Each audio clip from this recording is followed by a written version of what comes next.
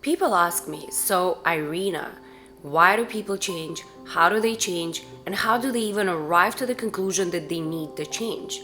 And a lot of people who are in relationships are really concerned how can they change their partner. But let's talk about why people don't change. Because those who know how and why are already doing that. They are already focused and on their way to their great future. And people don't change for many reasons. Believe it or not, some don't know it exists. Some people don't know it's even an option. And it's really easy to spot them from the crowd because they tend to use phrases like, oh, people don't change, or she's not going to change, he's not going to change.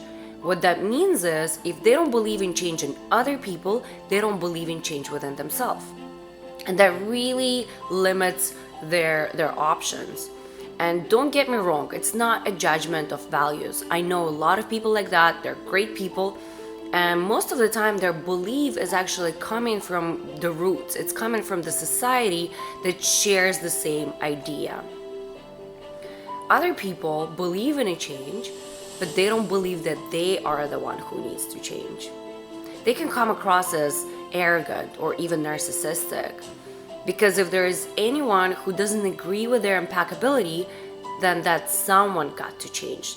The surrounding got to change because there is nothing wrong with me. They're really given at the same time because they like to maintain this idea. They like to reevaluate this and reconfirm for people to praise and be grateful. That elevates them even more on their pedestal. They are normally achievers in life because they're confident, and with the confidence comes power, so they can reach big goals in their career, or in their finances, or in their health. But they might have an issue with interpersonal relationships, whether it's friendship or romantic, because they struggle with trying to change everything and everyone around them, and they get disappointed because the only thing you can actually control is your own self. The only change you're in control of is your own change, but they don't believe in their own change. And people next to them, of course, struggle as well because the change is demanded out of them. They're being put against the wall, being shaken down, and be like, you got to change to meet where I am because I am awesome. Some of us believe in change, would like to change, do things for that, but we are getting away without it.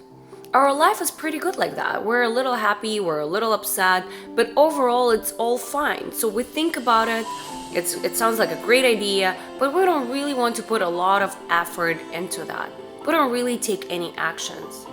And only few of us who are actually doers, who are actually taking in actions, but we run out of patience.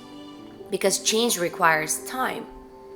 So we got to be patient with our own self. We got to be patient with our process.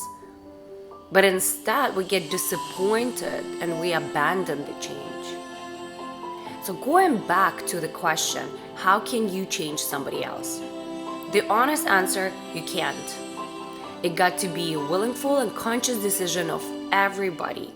And the only thing you can do is to influence people with your dedication, with your focus on your own change. So keep that up.